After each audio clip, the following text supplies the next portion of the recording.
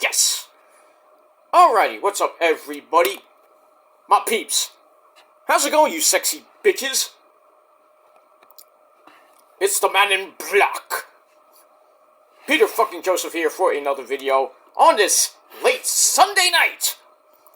February the 25th, 2024. Back at you again, right here on the official Peter fucking Joseph YouTube wrestling channel. YouTube.com/Peter Joseph. Thank you for watching. Make sure you like the video and subscribe right now to this very channel and my other channels, which are down there inside of my goddamn pants, otherwise known as the description box below. So, subscribe to them and show your love and support. Leave a comment if you wish, but don't leave stupid comments, because if you do, well, you're pretty much SOL. And you know what that means. Ha!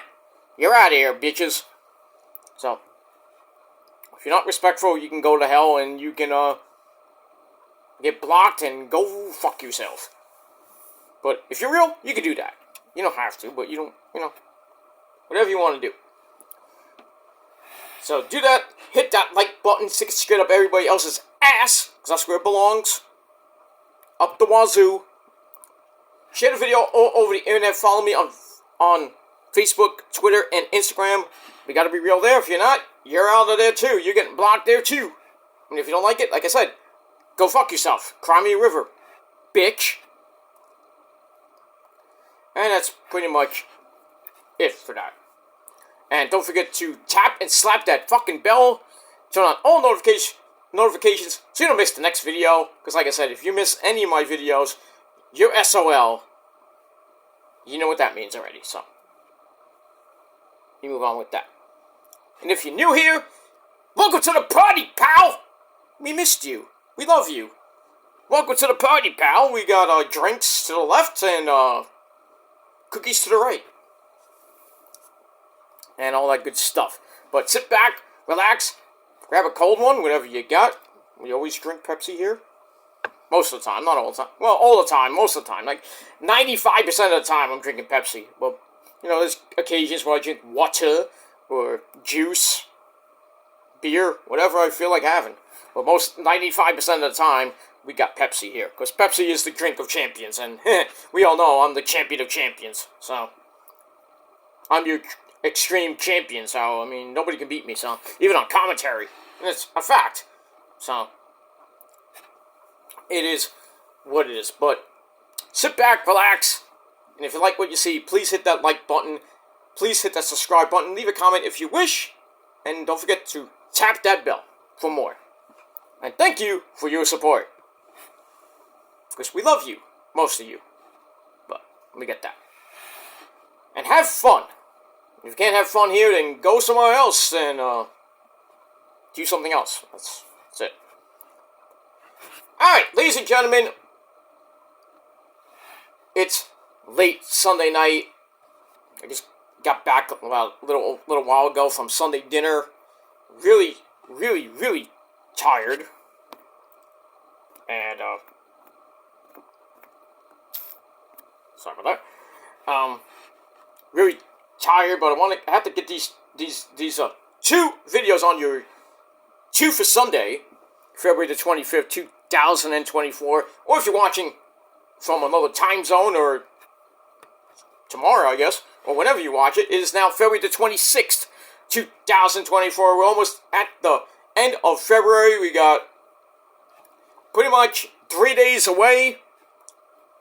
Really should have been 2, but since this is a leap year, we got the 29th on Thursday, which is leap day. It's going to be a big day. Final Fantasy VII Rebirth comes out. Now, a lot of people have already been downloading it. I pre-downloaded it already, so I'm just waiting to play it. Thursday, it's going to play it. We're all going to be playing it. Except the people that, get special privilege and get it before us, assholes. But we're not leaving the house anytime soon, right? When that game starts. That's long. I'll tell you that much. It is long. 2 discs we have to get through. 2. And don't forget, we got a 3rd one coming in about a year or 2 from now. That's the third and final one in this remake trilogy of Final Fantasy VII. And it's, if you thought the first one was good, wait till you see this one. Woo! And I really hope they remake 8. I want them to remake 9. I know a lot of people love 9, but I like to see it remade. You have to remaster it, because remastering sucks. It's basically the same fucking game with a little dinky in it, like Final Fantasy VIII was. They didn't remake it, they remastered it, which I thought was retarded. Just to have it on PS4, which made no fucking sense to me. But in any case, I would remake 8 and 9, and maybe 10 too. Not 10-2, but... Well, that game should be just remade. That game sucked so bad. 10 was good, but then I don't know why they even made X2, which was Yuna's story, basically. It was like, It was like a continuation from the end results of 10, which was kind of weird and dumb. And then X2 was just ridiculous. Same system, great. Same FMVs, which were great. But just the plot was just, why? I mean, you play as Yuna, you play as Pain, and you play as Riku, which is the only good thing about it. Playing as 2 of the 3 people that were in Final Fantasy X. Pain was barely even a character. I was like, who's this chick? Pain. Like, the fuck is this bitch? Like a female Cloud. I'm like, ugh. Garbage game. There's only 2 games in the series that I never liked. X2 and 13-2, which was a sequel to 13, which blew my mind. I was like, what is this? Lightning Returns was okay-ish, but not that great. And then they have another one that's, what's it called? Final Fantasy Zero Hour? What's it called? I have it right here, actually. I've been playing it on and off. This one right here. It's Final Fantasy Zero, or Type 0. Which is pretty good. Not great, but good. HD, by the way. Type 0 HD edition. Which that's how that's how I roll. Because I love Final Fantasy. So. And you say, I don't play video games. You got no life, Peter! Yeah, I got no life. I don't play video games a lot, but Final Fantasy, Resident Evil, my top 2 games I play. I don't play WWE games, because I stopped after 2K19. I know 24 looks great. 23 was okay. 24 looks great. I might get 24, I don't know, but Final Fantasy is, like, a religious experience. It's like playing Zelda on Nintendo. I mean, Tears of the Kingdom was great. Wind Waker was pretty damn good. The last game, what was the last game? What was the last game? Breath of the Wild? That was pretty good. Not great, but Tears of the Kingdom was pretty damn good. I don't play it, but I've seen it. Because I don't have Nintendo Switch or Nintendo at all. The only Nintendo I have is the 8-bit Nintendo. Because I'm old school. And old school is cool. I wanted the Super Nintendo, but then when the PlayStation 1 came out, I was like, let me get the PlayStation. And I didn't even know about Final Fantasy. I was like, okay, what's Final Fantasy? Final Fantasy 1. Which, when I knew about Final Fantasy 3, which was 1. But it is what it is. But I didn't know about Final Fantasy, and I started playing it. I was like, oh, this seems cool. Then I was like, and then when the next game started coming out, my first Final Fantasy game was 4. Final Fantasy 4 is so good. Not as great as 7, but still.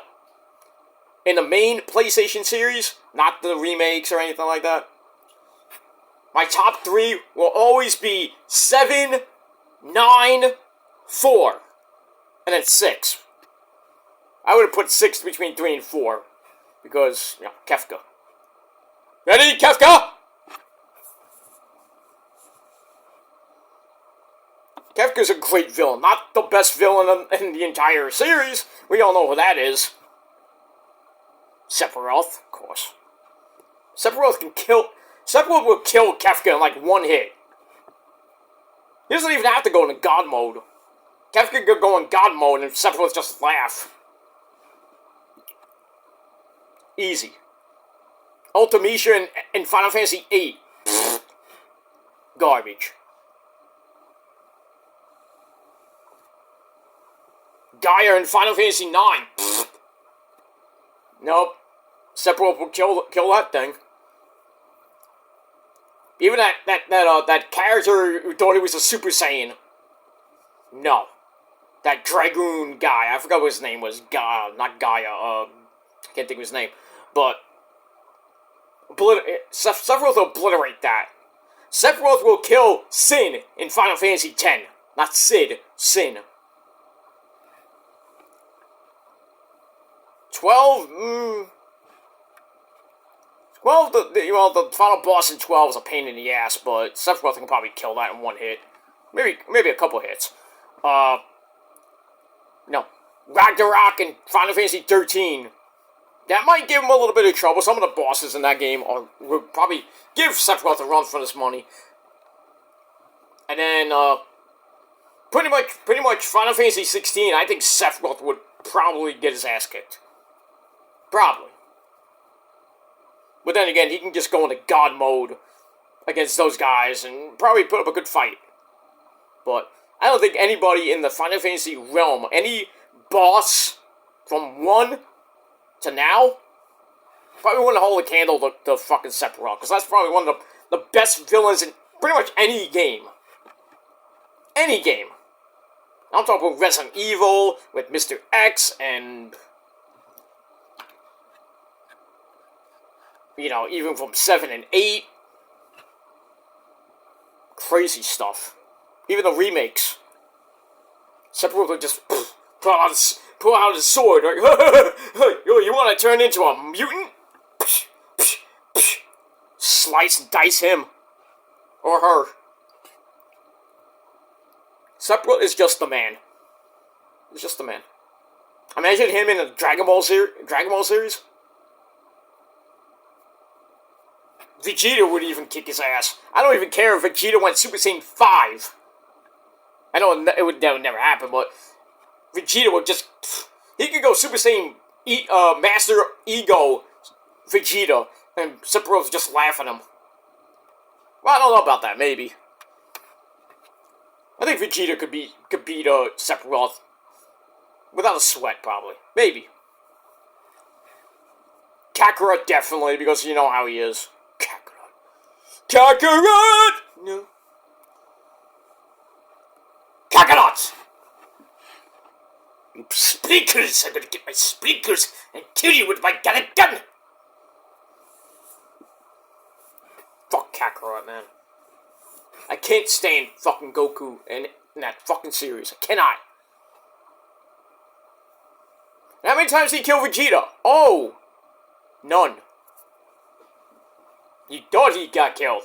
Goku never killed Vegeta. Oh, you thought baby Vegeta? That's baby Vegeta, but that doesn't count. That doesn't count because Vegeta got injected by baby, so that doesn't really count to me. To you, maybe, but me, no. Vegeta never died by Goku's hand. Well, what about the Saiyan Saga? Yeah, he did Kaioken times 10, sent Vegeta to the moon. He didn't die, he just went to the moon and came back. Then helped Vegeta against Frieza, and then Vegeta got killed by Frieza, and Goku got all mad. You killed Vegeta!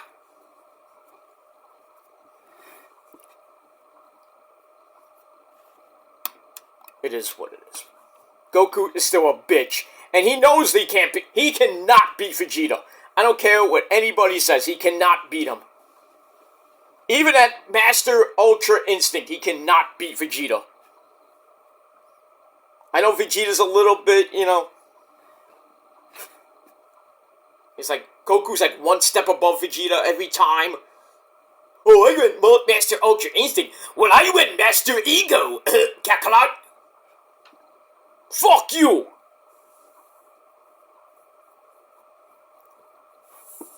And Vegeta has better kids.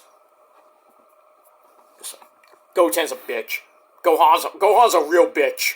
Fuck Gohan. Teen Gohan, I'm okay with. But adult Gohan, he's a real fucking asshole. Oh, he went Super Saiyan 3. Yeah, Ultimate Super Saiyan 3 Gohan. Who cares?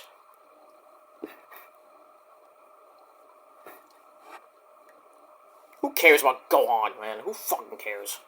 If you like Gohan, that's great for you. If you like Teen Gohan, that's a plus in my book. That's the only Gohan version of Gohan I actually like. That's Teen Gohan. That's it. Because he was such a badass as a teen.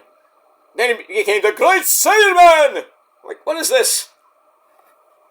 Ultimate Gohan, he thought it was great. Boo fucked him up. And then pretty much in the GT series, he got fucked up and died. Because he sucks. Superhero, he died a lot. He got destroyed in that tournament where Goku went Master Ultra Instinct. He got fucked up. Vegeta got fucked up, but he still was alive. Barely.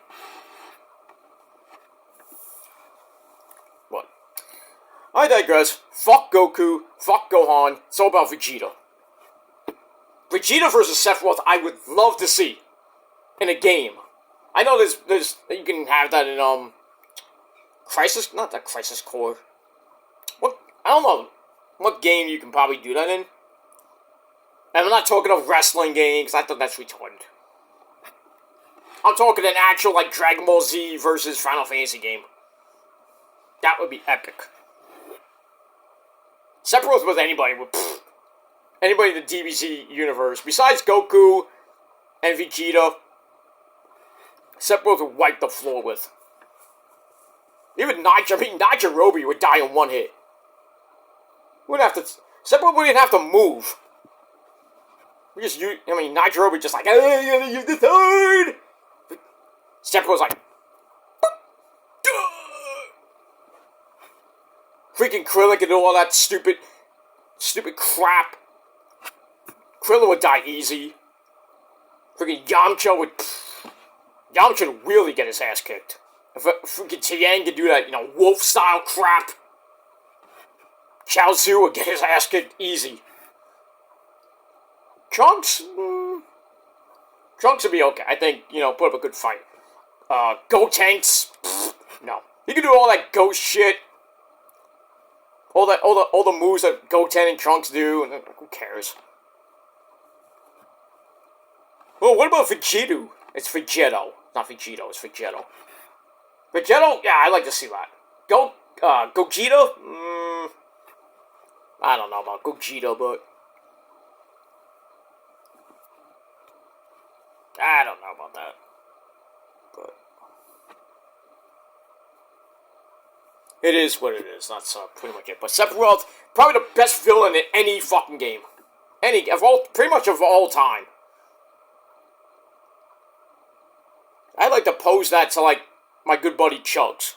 Who is the best villain in any game? Like the top 5 villains of all time. You gotta put Sephiroth up at the top. You have to. You have to. I mean, it's a simple fact that Sephiroth's like number 1 in the Final Fantasy realm. Number 1! Forever! I mean, it is what it is. And that's that. Alright. Enough about video games. We can do video games on a different video. I might do that one day. Top 10 video games of all time. And pretty much all of them are going to be Final Fantasy games. Well, maybe. Some of them might be, Mario and, Resident Evil. A couple of Dragon Warriors. Dynasty Warriors. Legend of the Gaia 1, not 2. 2 was, it was good, but just didn't have that oomph that Legend of the Gaia had when you played it on Super Nintendo. Oh no, was that? No, PlayStation 2 I think was on. Or 1 or 2, I forget what it was. That's a great game. Yes, sir! Yeah. The entire game was basically mostly Japanese.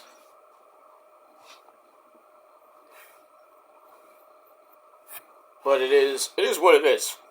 2 was interesting. It was a pretty good game, and then had all the secrets. If you didn't know what the secrets is, they had a level 100 gauntlet. Like you have to beat like 100 freaking enemies, and they get harder all the way up to level 100. And then you get I think you get an ultimate weapon at the end of that.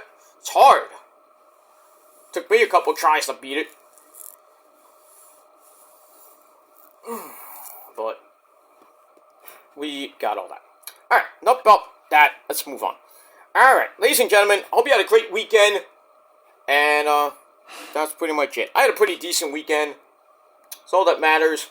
Gonna get warm here in the Northeast this week, which is not bad. But by the weekend, gonna get a little bit of snow, not too much. Gonna get a little bit, but pretty much on leap day, like Wednesday night and the Thursday, Thursday morning, we're getting a little, like a smidge of snow. It's gonna be like 27 degrees at night, but then it's gonna be like 47 in the morning on Thursday. So whatever we do get, it's probably gonna melt anyway. So winter will pretty much be going out with a whimper, and then March. Hopefully, we'll start coming in like a lion. We're getting a lot of rain this week. Not that much rain, but still rain. But get that one day, which is Wednesday night and the Thursday, with a smidge of snow, like a half-inch of snow, which is barely nothing. Well, at least it's a half inch, and it could have been like 20 inches, But we're pretty much 3 weeks away from spring, so, and then pretty much a month away from Easter, so about 4 or 5 weeks away from Easter officially from today. So we got that. So gather up the eggs. We're gonna be calling those eggs pretty soon. Going on Easter egg hunts and having a good Easter meal. Watching some baseball. Yep, got that. Speaking of baseball, the Los Mets de Nueva York. The New York Mets won today, 3-1. El Troll Francisco Alvarez with a oppo bomb. That's nice. Nice 3-1 win, and come off yesterday's garbage fest game, 10-5 they lost. Yeah, so the Mets are 1-1 in spring training, which doesn't count, but who cares? We got that. And for all you Skanky fans out there, you're all happy today. Juan Soto hit a home run. Big whoop! Big whoop! We'll see what happens a month from now. March the 28th is opening day, I think, for the Yankees. I think the Mets start on the 29th. No, the 28th, I think, too. Yeah, the 28th, because that's a Thursday. So, Mets, Yankees, baseball, coming your way in a month from now. That's pretty much it. And also, today was not a great day for you Rangers fans. Well, the 10-game losing streak ended today in Columbus as the Blue Jackets won 4-2 to end the Rangers' 10-game winning streak. At least it wasn't the Asslanders or the New Jersey satanic witches, whatever it is. The Devils, or it could have been worse, the Flyers, even the Penguins. But Columbus is starting to give us fits. So, but the Rangers had a great 10-game winning streak, picked up 20 big, huge points. We'll see what happens on Wednesday when they come back to play, and we'll see. Maybe they'll start another 10-game winning streak, but not a great day today. But it is what it is. At least they lost to somebody credible like Columbus, so I'm not that mad about it. But losing, sucks. But we got all that. And we move on. Alright, ladies and gentlemen, I wasted 25 minutes of your great time. But now it's time for some wrestling. And, let's get to some wrestling. I did read something, it's not gonna happen, but it's kind of interesting. Matt Morgan said on his podcast with, Raj Giri and, Glenn from Wrestling Inc., Matt Morgan had an idea about Cody. That Cody should get injured on night 1 when they have that tag match, Rock and Roman versus Cody and Seth. Rock and Roman will win. Cody will get injured somehow, probably after the match or during the match. And then we'll have like a WrestleMania 9 style thing on night 2 where somehow he does a Hogan and wins the belt. I like the night 1 idea. Night 2 idea? No.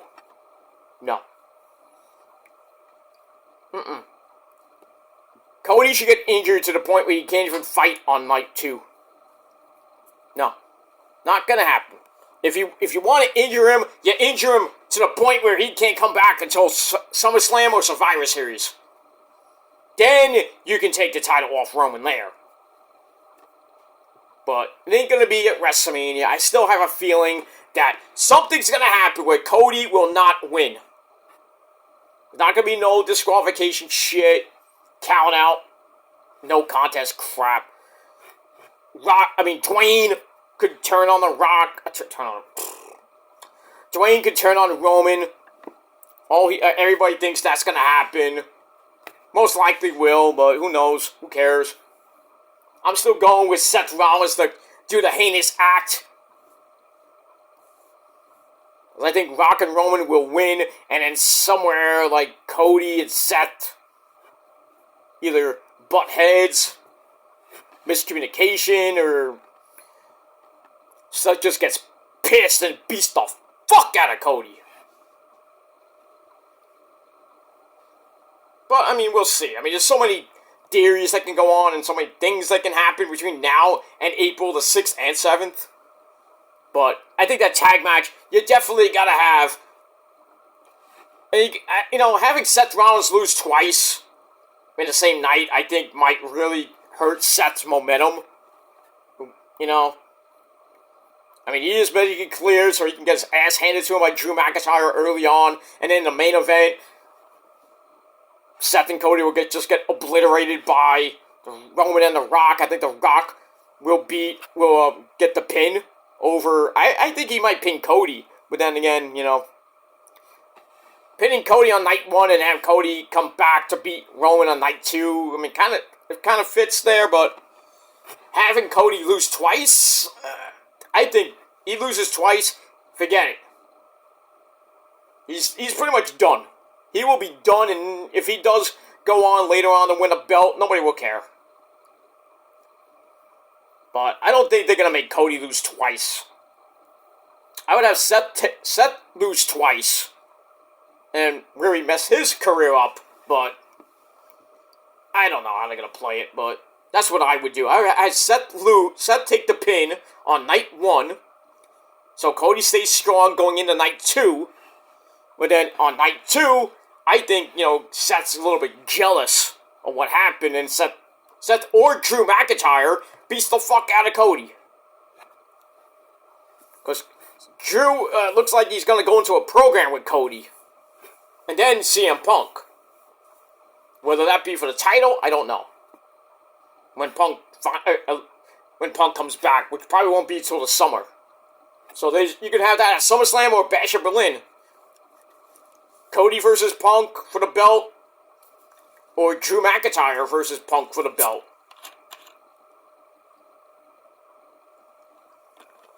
But we can see. As far as Roman goes, who knows? Who knows? We'll see what happens with all that. Maybe he finally loses to the guy that wins Money in the Bank, which might be Sami Zayn, which we already went down that road. But we'll see between now and the end of the year. I think Roman's gonna win. Roman and Rock will win night one. That's pretty much a definite. I mean, it could change, but I think it's going to be a definite. Rock. Why would The Rock lose? Why would you have The Rock come back just to take the pin from Cody? So Cody beats The Rock, and in turn, Rock maybe cost. Well, you could do you could do that. I wouldn't do it though, but have Cody beat The Rock, and Rock is all mad at Roman. That's probably will lead to Roman losing the belt on night 2, or Cody beats The Rock. Well, Cody beats The Rock, and then on night 2, Rock gets all mad, comes out, rock bottom like Cody, and then helps his cousin Roman retain the belt, and then you could do Rock Cody maybe at Payback or maybe in Saudi. I would do it in Saudi Arabia, but that's just me. But save it for Night of Champions,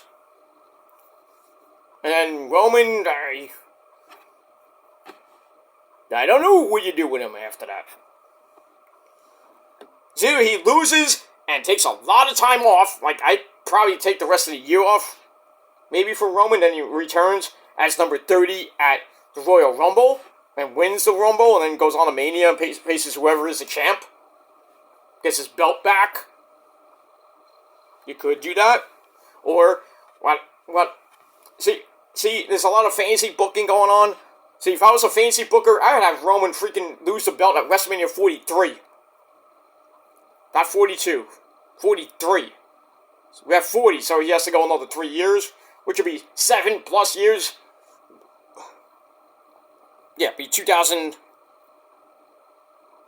No, wait. 40, 41 is 25, 26, 27, yeah. 2027, I had Roman... I would have Roman lose. I know I'm being biased, but I don't give a shit. It's my fantasy booking, not yours. But I would have Roman lose to somebody like Punk or maybe Drew McIntyre. Maybe somebody new. Who knows? But it is what it is. That's that. All right. But that's a little theory that Matt Morgan kind of brought up on the podcast with him, Glenn, and Raj. I'm okay with that. Cody get injured, but I would have Cody get injured and then maybe still make the match, but then Roman would just pinpoint the freaking injury and really injure Cody. Cody could still win, but then he has to vacate the belt. And then Roman can come out on Raw. It's like, Cody says, I gotta vacate the belt. And it's like, Roman's like, well, give it back to me. Why not? So technically, Roman's streak will end, but then he'll get the belt back. It's like, it's reign number 2, day 1. We'll see. We'll see. But the injury angle, I like on night 1, but the WrestleMania thing, like a Hogan type of thing, where he just comes out.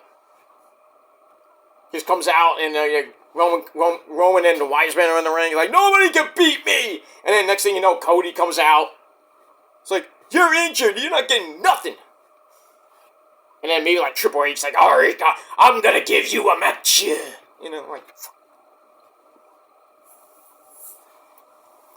Like an open challenge, and then Cody accepts Cody comes out with his ribs taped up. He's like limping to the ring, and the fans are going nuts.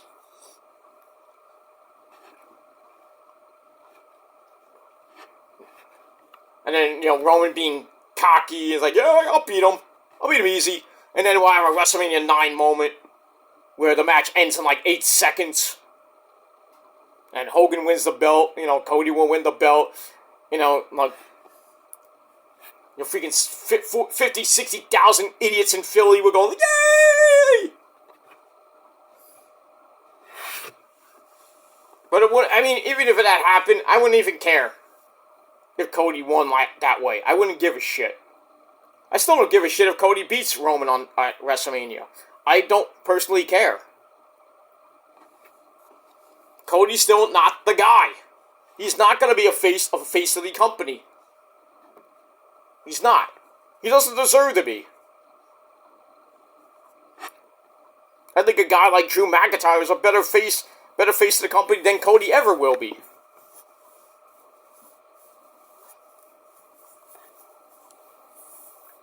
Cody could have been a champion for AEW, but then, you know, it would have turned out the same way. The fans just, like, said, fuck him. That was what pretty much the Cody, Cody's fans right now. Like, yeah, we love Cody.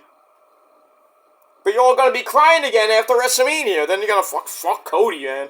He can't win the big one. Fuck him. Boo his ass, and then Cody in turn is like, oh, fuck you, fans. Cody should just turn heel. Fuck him. After he loses again at Mania, it's like, I can't do it. I can't do it. Turns heel, and then he goes after a face champion. Which won't be Drew, and won't be Roman, because Roman's a heel.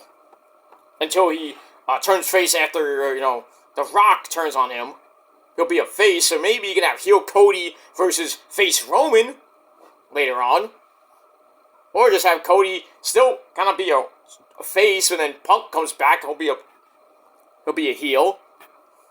I don't know. I just don't give two shits about fucking Cody. Fuck you, Cody. No! So that's all I pretty much gotta say about that.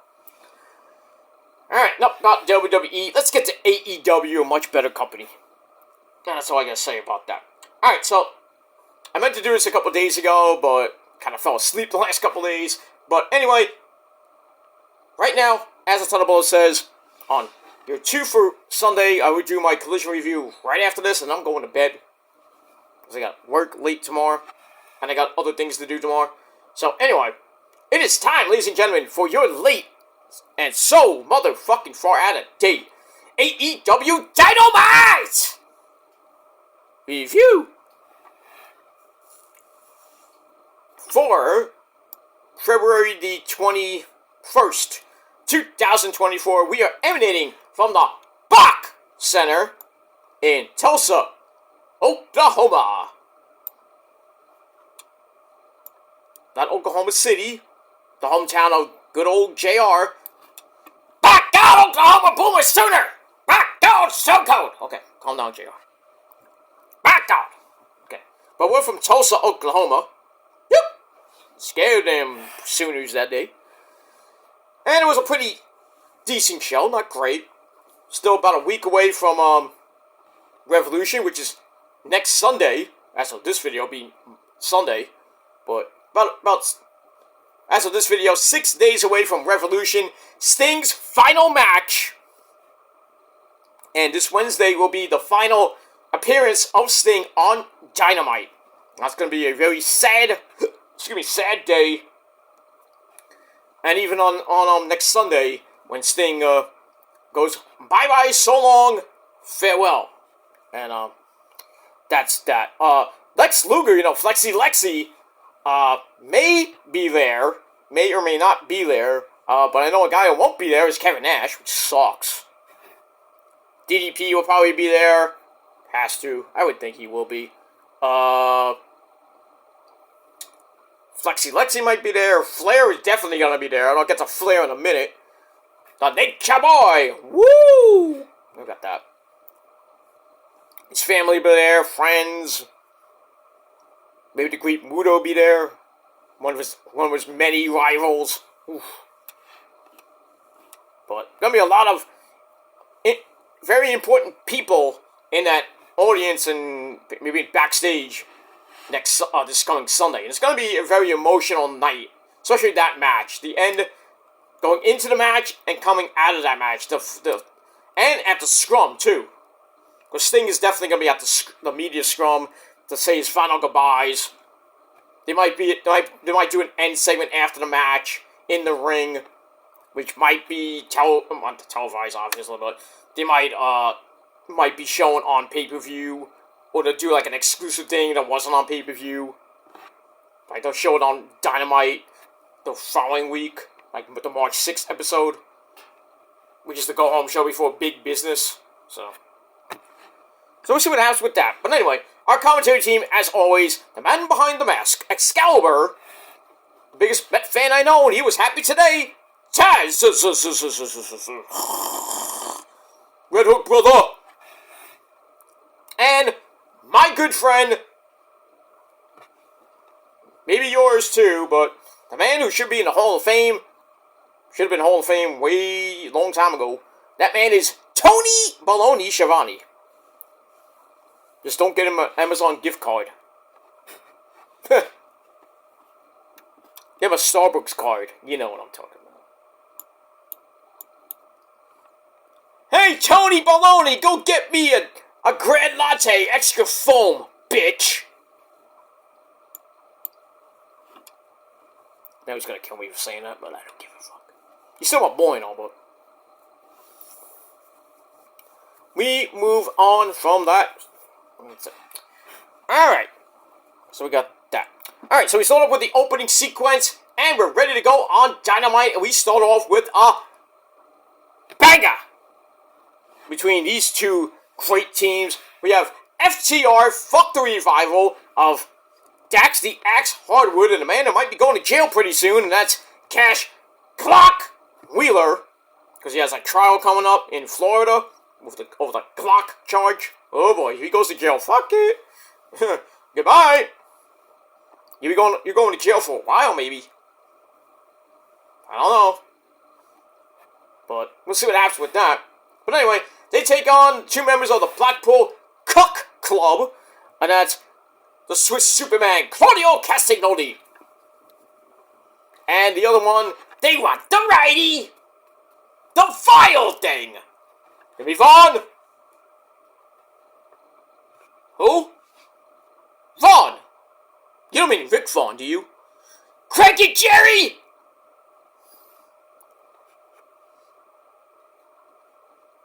Oh my god, it's the Vile Thing! John Moxley! Alright, so Moxley comes out with Claudio for this big-time banger of a tag team match. And a lot of people have been freaking DMing me on and commenting on my various social media pages, say, hey, where's Wheeler Yuta? Here's your answer. I don't give a shit. He's missing. That's where he is. That's where he is. He's missing.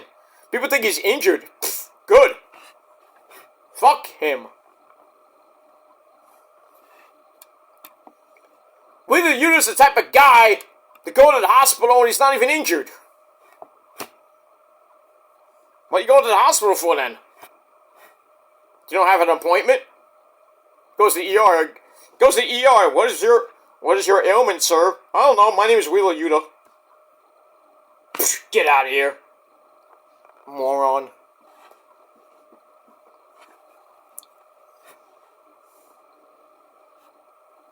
Wheeler Yuta's the type of guy to press all the buttons on the elevator and make you really mad. That's how bad he is.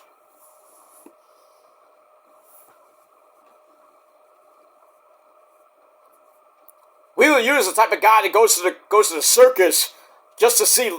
Well, he doesn't go to see the clowns. Well, maybe he does. I don't know.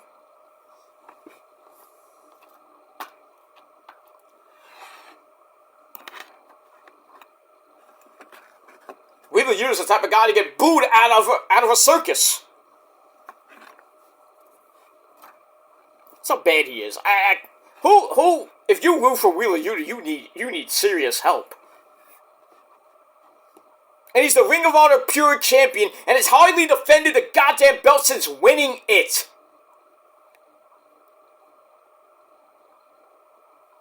He beat Shibata by cheating. And when was the last time he was actually on TV? Since that date, most likely. He has been on in like almost 2 months now. That's the best 2 months we've had in a long time. I just hope he doesn't come back. Fuck him. He just gets stripped of the belt because he just sucks so bad. That would be funny. Wheeler Yuta's the type of guy to win a title and get stripped at the same time. I'm not talking about stripped search either. Fuck him, man. If he retired tomorrow, everybody would be happy. Everybody would be happy. It is pretty much what it is. That's that. Alright. So, Moxley and Claudio versus FTR. Banger of a match. I'm not going to get to all of it, because I'm tired. I don't want to get into it. But, pretty much a back and forth match. There was some cheating involved. By Dax the Axe. Hardwood grabs a 1902 abdominal stretch. Try to use the tights and a little bit of the ropes and everything with Cash Glock Wheeler's help, but Claudio comes in with a big boot. Not that it really mattered. They go back and forth. Hard-hitting match. Dax gets the sharpshooter on Moxley, and then Claudio tries to break it up. Eventually he does. But then Dax just relocks it in. Claudio's like, alright, you want to play that game? Well, anything you can do, I can do better. And he locks Cash Glock Wheeler in pretty much a sharpshooter of his own. And then they start slapping each other while both guys are in the sharpshooter, which I thought was hilarious. And then everything stops, and Harwood says, alright, that's it. Pile driver! On Claudio. And then Moxley grabs a crucifix pin for a near fall. Then FTR gets up, they hit the Shatter Machine. And it's all loaded up, but then the time expired. We had a 20-minute time limit. So, it's loaded up, but then the bell rang. Well, the bell rang! So, the match ends in a draw, but still, pretty damn good match. 3.5 out of 5 stars. And, that's pretty much it. The fans want 5 more minutes, and then both teams looked like they wanted 5 more minutes, but then they start brawling into the crowd. Security guards, actually they had 5 security guards this time, so they upgraded. That could even help them. They just beating the living shit out of each other. I think there was one point in the match where I think it was Moxley or Claudio got thrown over the barricade, almost hit a fucking little kid. Where's his parents? You can't watch your fucking kids. Kid would have got knocked right the fuck out by Moxley's foot or something. And security's not there.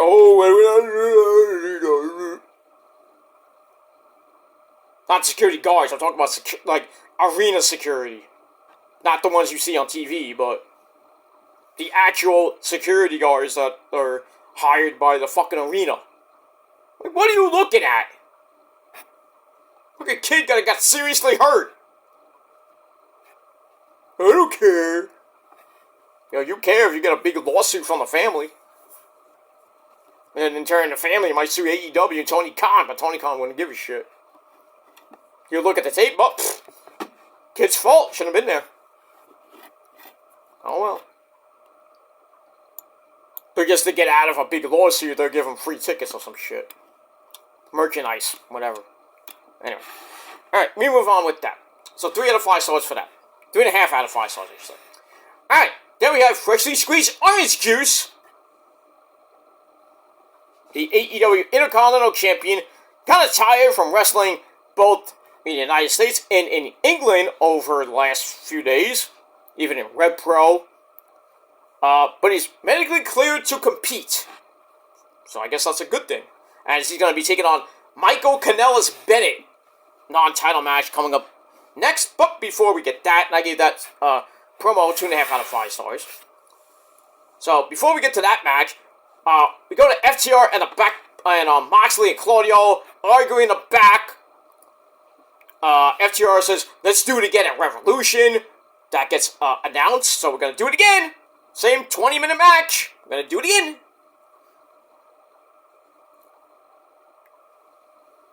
So, yeah, we get round 2. Fight! At Revolution next Sunday. Better be a longer time limit. Not 20-minute time limit. They still get to a draw. Should be no time limit. One fall to a finish. But we'll see what happens with that. Alright, so I give that 3 to 5 stars. Ugh, excuse me. Too much beer tonight. No, I didn't have beer. I just had a big Italian meal, and I'm kind of regretting it now. We move on. Alright, then we go to match number 2. Non-title match with Freshly Squeezed Orange Juice. Orange Cassidy taking on the man who punches people in the dick. And gives him a pile driver afterwards. That's Michael Kanellis Bennett. By the way, happy 42nd birthday to the ever so hot and so-called First Lady of Professional Wrestling, and that's Maria Kanellis Bennett. 42. He can still get it. 2 kids. Lucky you sons of a bitch should have been me. I met Maria. Not once, but twice. She slipped me once, though. Not like that. She gave me a picture once when she first came in the Ring of Honor. She was doing a meet and greet with Nigel, so I got her picture and autograph. I think I got an autograph. I just got a picture, I think. I got Nigel's autograph and picture, because he was signing his DVD, which I have in my closet somewhere. And then she was doing a meet and greet again, maybe a year or 2 later, and I wanted her picture, where she said, I think it was like an extra. I was like, what? I don't know. Maybe it was with her and Michael Kanellis Bennett at the time. I don't know. It's like, I was like saying, can I get a picture too? She said, oh, that's extra. I'm like, okay. I'm like, okay. Took my fucking $40 back. Fuck that. I was like, okay.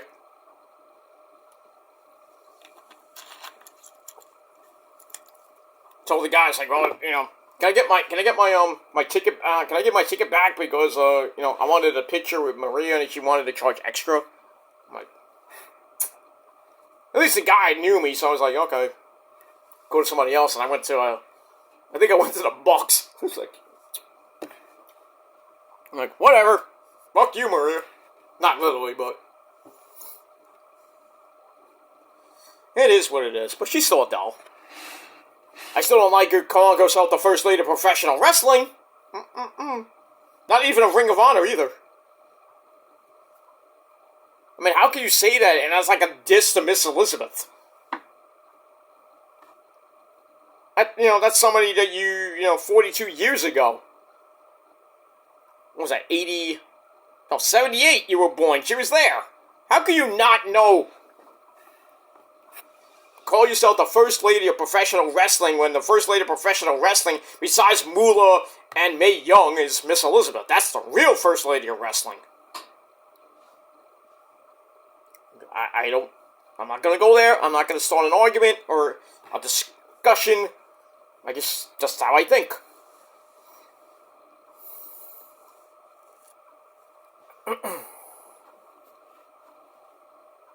That's just how I think. That is what it is. Alright, we move on. Alright, so, get that. Alright, so Matt Taven comes out. Mike Bennett comes out with, I'm Matt Taven. If you don't like Matt Taven, well, you, my friends, are Melvin. And that's it. Like I said, non-title match. Eventually, Taven does get involved. Roddy comes out for the distraction. Bennett punches Orange Cassidy in the dick. And gives him a power driver. You know that was coming. But Cassidy kicked out that too. And all 3 men are pissed.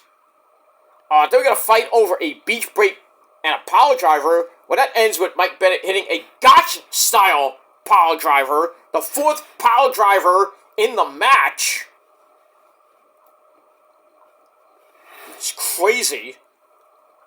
Oh, not in the match, in 45 minutes of the whole show. Because, you got 2 from Bennett, and I think 2 during the Blackpool Cup Club and an FTR match. There's 2 of them, and then 2 now. 45 minutes into the show, we got Power Driver City. All we need is Coco Beware to come out and sing Power Driver. Power Driver! And then you got Frankie doing the bird. Anyway. Alright, so he hits the Gotch-style pile driver for a near fall. Then he loads up another pile driver, but that gets beach braked. Anyway. Yeah, Orange Cassidy hits the beach break, 1, 2, 3, in over 9.5 minutes. This match finally ends, and I gave it 2.5 out of 5 stars, and that's it. After the match, 3-1 beat down on Orange Cassidy, but then an unexpected assailant comes out, and that's Jake Weed. The people Hager, of all people, comes out for the save, and then as we saw on Rampage, Jake Hager took on Roddy, and, well, lost. He lost. In his hometown. That sucks. Let me move on with that. Alright. Let me move on. Then we go to the back. We have Angelo Parker meeting up with his lady love and real-life girlfriend, Ruby Soho. They're about to go on their I guess, first date. So, and then we see a white car come in, and Ruby's like, ooh, we're going out in style, right? And the Angel's like, no, I get a lift. Oh, why you get a lift? Alright, so they leave to go on their Uber, the Lyft, whatever.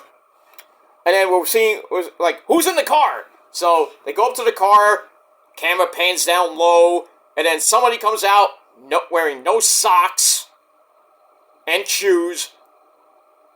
I'm like, who's this guy? I thought it was Samoa Joe. Nope, not Samoa Joe. They pan up, and it's the Nature Boy! Woo! Ric Flair. We just goes by anyway, so it's Ric Flair. What are you doing here? Alright, so we got that. So we go to break, and then we come back when Abe catches up to Rick and gives a very serious interview, and when he talks serious, you better listen. Talks about how he should have been more involved over the last few weeks with Sting's retirement match coming up. But he's like, well, I'm going to go explore some options. So he goes over to a door, knocks on the door, and who should open the door? Matthew and Nicholas Jackson, the corporate bucks. They come in, it's like, oh, Mr. Flair, come on in. I think Ric Flair is going to cost his longtime rival in his last match.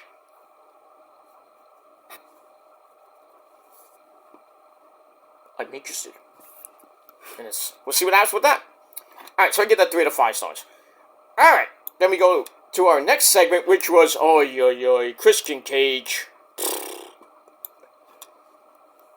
Anyway, but the dancing fool, Daniel Garcia, comes out, goes right to the point, says since Adam Copeland is out of action with that concussion, Garcia gets the title shot at Revolution, which he probably will not win. Talks about how he felt he should be something great in wrestling. Finally won a match at the end of the Continental Classic, which really didn't do much for him.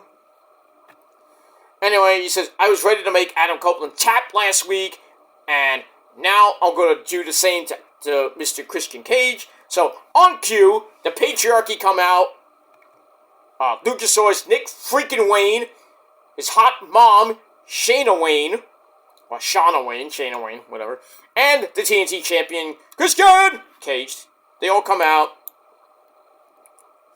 And Christian says, I don't really like the idea of a match with you at Revolution.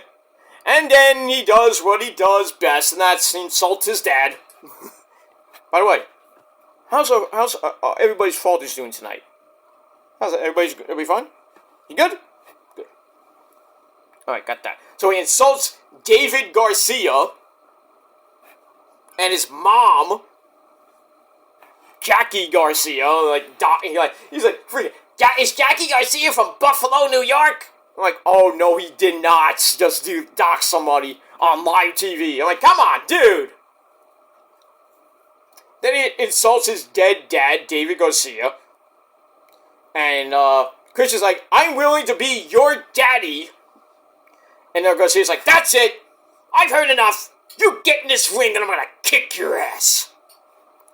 So Christian's like, okay. They're about to tease a brawl, but then Daddy Magic, Matt Maynard, you want to know what makes Daddy Magic's nipples hard? You go ask him on his podcast. So he comes in for the save, runs Christian and crew off, beats the fuck out of Nick Wayne. Oy. And that's pretty much it. We move on. So Christian and Danny Garcia will fight one-on-one for the TNT title, but I don't see Garcia beating Christian. I think Edge will come back. Maybe that match happens at Big Business, or maybe at Double or Nothing. I don't know. But I think Edge will get that TNT title. Probably in the next month or two. I mean, we'll have to see what happens with that. But he is such a savage. I mean, it feels like nobody's father that passed away is safe. He'll talk about your dead dad till you're blue in the face. He's gonna pay for all that shit too. Nobody talks about my dad.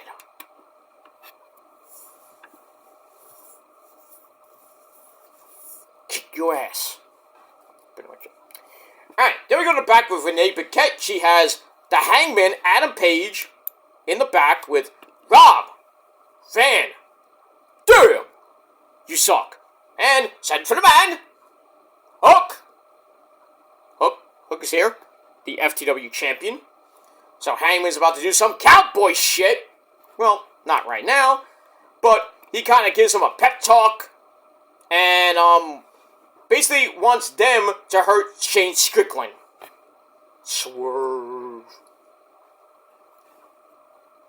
Alright, we get that. Alright, so I get a 3 out of 5 stars. And that's it. Christian and Danny Garcia, I gave 3.5 out of 5 stars. It's good shit. Alright, then we go to the ladies of AEW. And we go to the AEW Women's Champion, the beautiful, the vivacious. You know her, you love her, you can't get enough of her, hoorah. And that is timeless Toni Storm. Darling. So she comes out and faces the hometown girl, Cindy Winnell.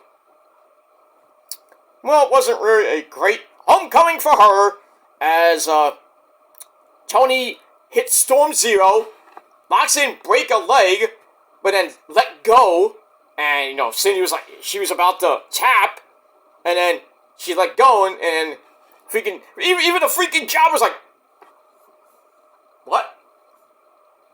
What happened? She thought the bell rang. Like, come on. And then, Toni really insulted Deonna Purrazzo and locked this poor little girl in the Venus de Milo, and then she just nodded, I tap! That's it. Under 2 minutes suck fest, and I gave it 2.25 out of 5 stars. That's pretty much it. And we move on, we had Luther and the beautiful Mariah May. All day, baby. All day, all night. You can get that, and you can go to Chinatown on my dick. But I digress on that. We move on. Alright, so we get that, and then Deonna Purrazzo comes out to interrupt Toni Storm's exit. Get a little stare down, and then she takes on Madison Rayne in her yearly match.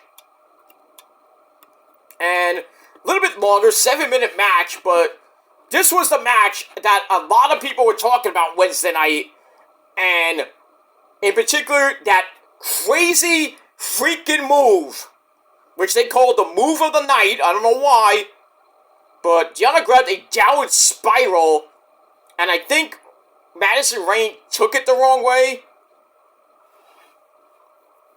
It looked like she did a flip, and then landed right on top of her head. And Taz was like, check her! I was like, she's dead. She's broken neck city. And even the fans were like, oh, shit! And they call that the move of the night? Tony Khan, are you nuts? What is fucking wrong with you, dude? Could have saw somebody getting paralyzed in the ring. And you call that the move of the night? Hello? Hello? Ding dong! Hello? McFly? McFly? Dink, McFly! Dink! I got a paper due tomorrow, and if I hand it in with your handwriting, I get expelled. Now you wouldn't want that, would you? Would you? Now, Biff, now, we be right, now, we be right. McFly, your shoes are tight. So gullible, McFly! I don't want to see you in here anymore.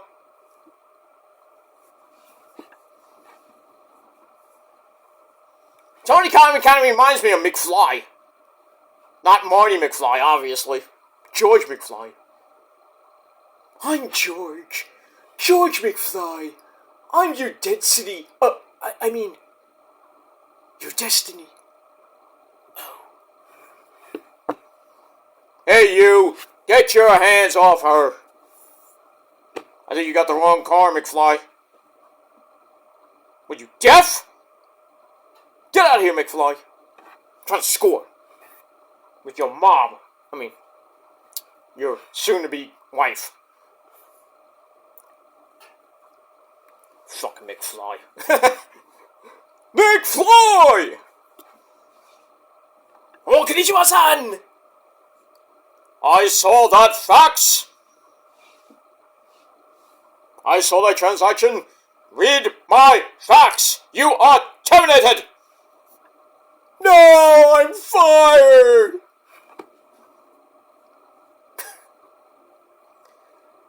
Of all people to screw Marty McFly, fucking Flea from the Red Hot Chili Peppers. Needles. Don't trust the bass player. He'll steal your chick. Or the lead singer, too. So, doesn't really pay to be a guitarist or a drummer. Or maybe the lead singer, too. Next thing you know, the bass player is banging your girlfriend. And in turn, maybe, you get revenge and then you're the lead singer, you bang the bass player's girlfriend in return. The next thing you know, you're at each other's wedding. Hey, wait a minute. That used to be my chick. Well, she's mine now, bitch. Yeah, but I got your chick too. We're even. But we still rock. How many times have you heard that story in music?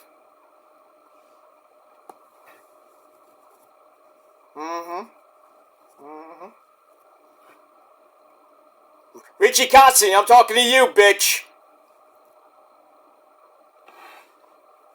Richie Kotzen stole Bret Michaels' girl at one point.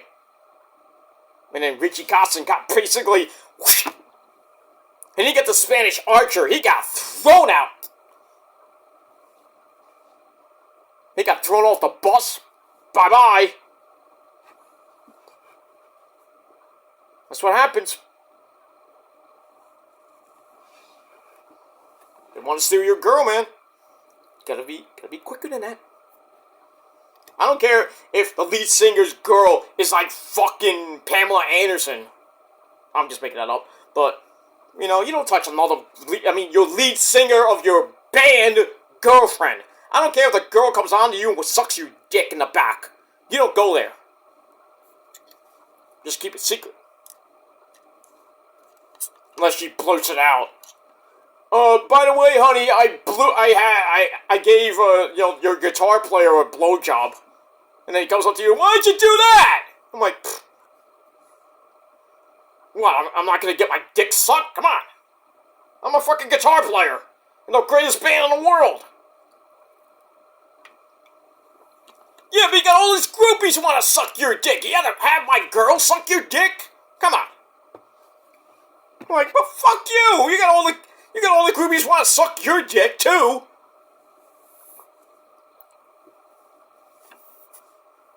We're even. I mean, look at the freaking drummer getting guys trying to suck his dick. Then the drummer goes like, what? You know, guys, creepy guys, drunk guys. Coming to VIP. Yes, guys! Lars! Lars will be like, oh, what's up there, dude? What do you want? Ah, get away from me! James, what are you doing to this guy? Yeah! I just went way off course. But anyway, moving on. But yeah, Tony Khan, what is your fucking problem, dude? Calling that move the match of the night. Thankfully, Madison Rayne was not severely hurt. She said, I'm fine, but it could have been a lot worse. But this match just went down the drain. Obviously, Deanna wins with the ankle lock on basically an unconscious Madison Rayne. I don't even know who the referee was.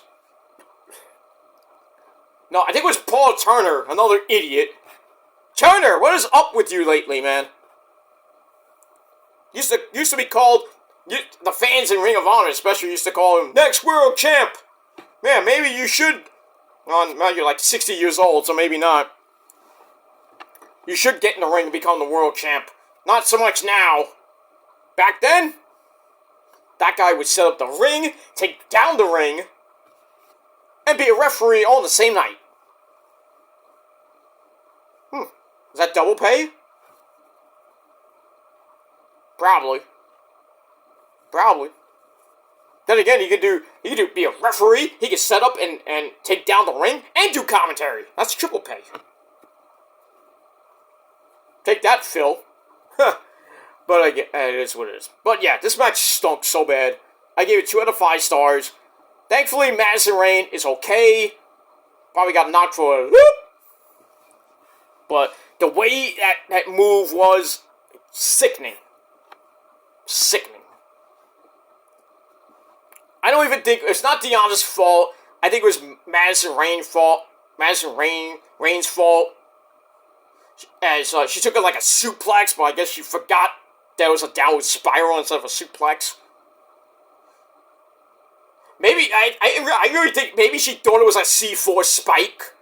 Like a standing Spanish fly. I mean, and you're the coach? Supposedly, you're coaching these chicks? That's not a good way to teach. Hello, students. Today I'm gonna teach you how to flip. Here, watch this. What's on the tape? Watch this, kids. This is how you flip. And the kids see that. They're like, oh, shit. Professor, are we supposed to land that way? Oh, I forgot the wrong tape.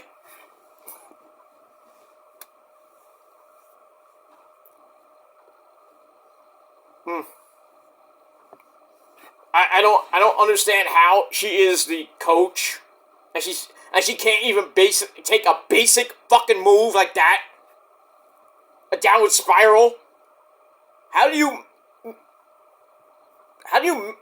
mix that up with a suplex or a standing Spanish fly? I mean, I know you might be wanting to sell the move, that's fine and dandy, but why would you flip like right near the end of the move, boink?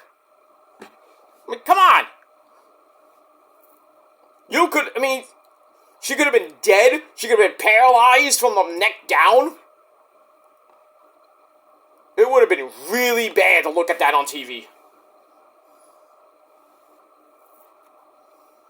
And you think wrestling's fake. Pretty easy example right there. Wrestling is fake, right? Fucking idiots. Oh, she's fine. Yeah, she's fine, but I'll see you take that. You won't live, I tell you that much. Your neck could be... Forget it. You would die in the ring if that happened to you. So don't come out here and tell me that wrestling is fake. Okay? It was a botch, so what? So what? accidents happen. Sometimes they really, very bad things happen. Bad things happen to good people sometimes. But thankfully it wasn't serious. Thankfully. But it is what it is. But anyway, 2 out of 5 stars for that. And then after the match, Toni Storm comes back, runs in, and hits Deonna in the leg, grabs her ankle lock on Deonna. Then Toni lets go, grabs some lipstick, and just like, ew. Who wants to kiss that thing? Maybe Juice Robinson, because that's his chick, but got some screws loose. But we get that, and then Deonna takes off her boot and grabs her leg, because maybe an injured ankle. So we'll see what happens with that this coming Wednesday night and this weekend on Ring of Honor, AEW television. It's late, I'm sorry. But see what happens with that. And we move on. Alright, then we go to more people with makeup on. And this was a little bit sad promo. As we get to the second part of the promo, we have Darby Allin, how you guys doing? I come from Seattle, I weigh 150 pounds, soaking wet. And here's my friend Sting. It's Sting! Anyway, so Darby and Sting look like they were at a church. I don't know where they were. They had this door that looked like they were going into a church. Anyway, Darby talks about how different you are when your end is near. She says, me and the Stinger have been looking at some old photos, including Sting with his young sons, who got beat up a couple weeks ago. And then Sting comes in, and really sad promo from the Stinger. Probably one of the saddest promos I ever heard from the Stinger in all the years I've watched the guy. Talks about, it's been a really tough week for him. His son's getting beat up. Like, nobody's ever done that to me in my entire career. Like, somebody would go after my family. Talks about that. Then he says, like, about 7 days later, my father passed away. So my condolences go out to the Stinger, Steve Borden. So that sucks. And made him realize he's not immortal. And he says, everything I have left, I am bringing to Revolution. So, he says that the corporate bucks got a fight on his hands. Fight on their hands, I should say. So, Sting means business. He's going to do it for his dad, and do it for his family. And we'll see what happens with that. So, basically, he has nothing left to prove. And he's going to go out the way he wants to go out. Kind of like Rocky 6. Like near the end of Rocky 6. Oh, no, not Rocky 6. Rocky 6. Rocky Balboa, basically. Where, Rocky's getting his ass kicked by that guy, that black guy. What was his name? I forgot his name. Anyway. He's getting beat, and then, his son was one of the ring people. And it's like telling his dad, it's like, we gotta stop the match, there's nothing left to prove, Pop. And then Rocky's like, I gotta go out the way I gotta go out. The way I wanna go out. And pretty much, that whole round was Rocky right there. He should have won the fight, but he lost. Not the first time he lost, huh, Rock? But you went out the way you went out. And that was his last actual fight. He, was he? I don't even think that was for the title. I think it was just a fight with that guy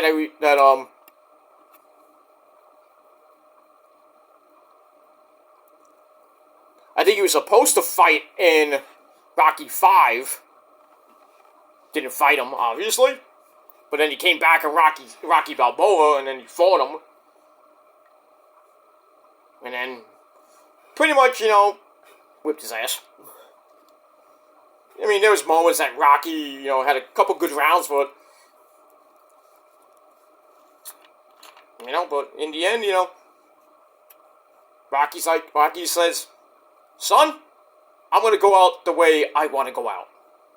He had a good round, but eventually he lost. Went on a good note, though. Wasn't a great movie, per se. And we all know the first 4 Rocky movies were great. Rocky 3 had a great soundtrack. Rocky 4 is the ultimate soundtrack. That has so many great songs. Burning Heart by Survivor. Hearts on Fire, I think, by Survivor. But the ultimate song, I mean, Robert Tepper's No Easy Way Out. I mean, come on. That is Rocky 4 right there. That song. As soon as you hit that, and that song came on after, Rocky left, after, Adrian's like, you're gonna commit suicide! Basically, in-ring suicide. By fighting Drago on Christmas Day. In Russia. It's suicide! You can't win! I'm gonna go outside my car. He drives off and then Robert Tepper's epic song plays. With some epic guitar work, by the way. I wonder who that guy was. I don't know. I want to find that guy who does the guitar work.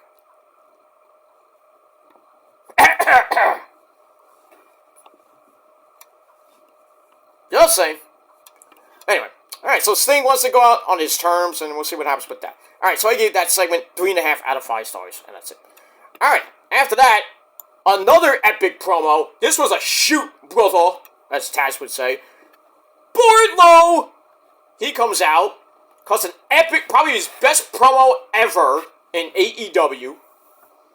Talks about 2 years ago, I had everybody chanting my name, and, AEW attacks the rocket ship. He was about to go to Pluto, as DDP would say.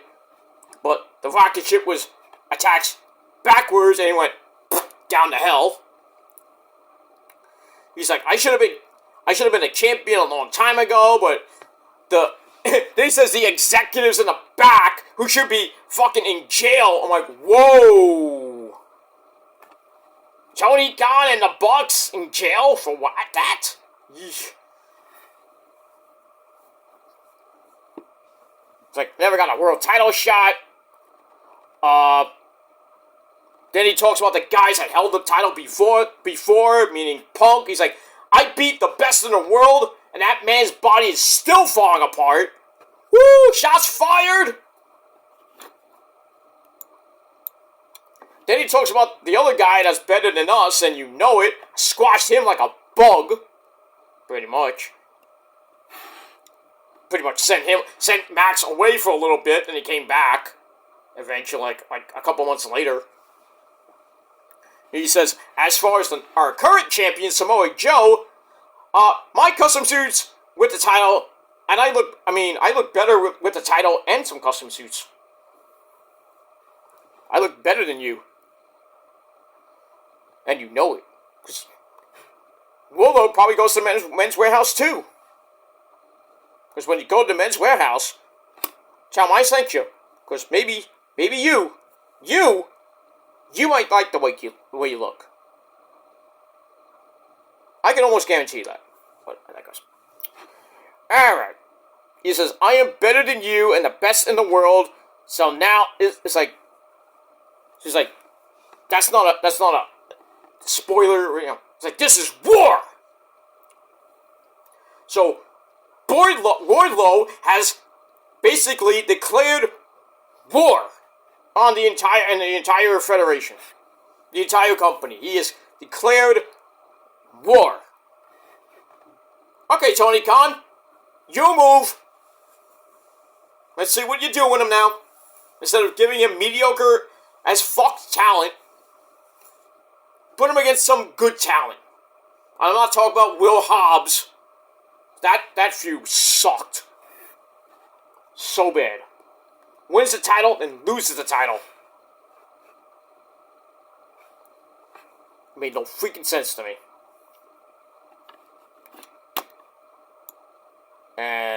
that's pretty much it. Alright, so I gave that 3.25 out of 5 stars, and that's it. Alright, then we go to back with the Bang Bang Scissor Gang of the Bullet Club Gold. Too Sweet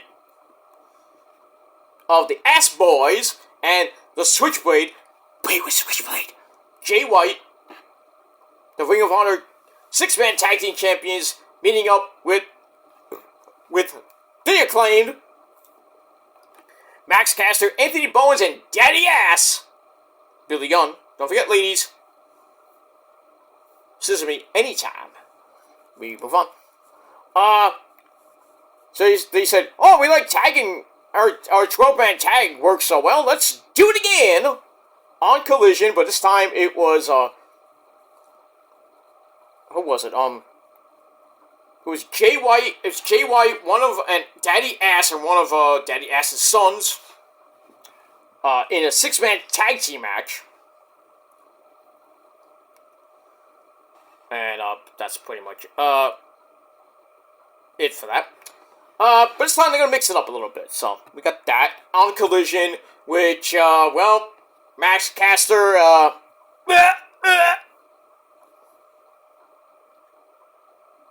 basically, fucked up his, rap. How do you do that? I mean, you kind of, like, write down your rap, you give it to Tony Khan, Tony Khan, like, looks it over, oh, I'll allow it. And then you come out, you do what you wrote, and you forget. That did not look good on TV. It's live TV, too, so you can't redo it. So he's like, ah, fuck. And then he hands the mic to Bowens, who does his usual thing. You should have just freestyled it. But even you fucked that up. It felt like you felt like Eminem at the beginning of 8 Mile when he just choked during that rap battle. He's like, ugh. Come on! What are you missing? Get off the stage, you idiot! That's how it felt for Max Caster. Idiot. Anyway. Alright, we move on. That's it. Alright, then we find out that Will Ocean Spray will be on Dynamite this Wednesday night to kind of confront Takeshita. He's going to be in action at All In. We knew that. Oh, he's going to be in action at All In? Okay. Well, it's in his hometown. Obviously, he's going to be in action. Yeah, we got that. Alright, then we find out there's going to be a match called Meat Madness. And that means it's going to be a lot of beef in that match. We got Wardlow,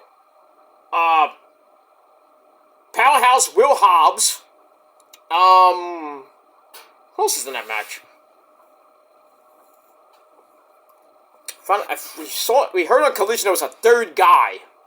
I don't know who that guy. I think it was Lance Archer, or Brian Cage. I think it's Brian Cage. I don't even know. But anyway, so yeah. Well, another guy that should be in that match is Mito. We haven't seen him in weeks. Well, obviously he's home with his hot as fuck flexible wife, CJ Perry, and you know what happened to her with her finger. That got infected, they got it out, but then it got reinfected.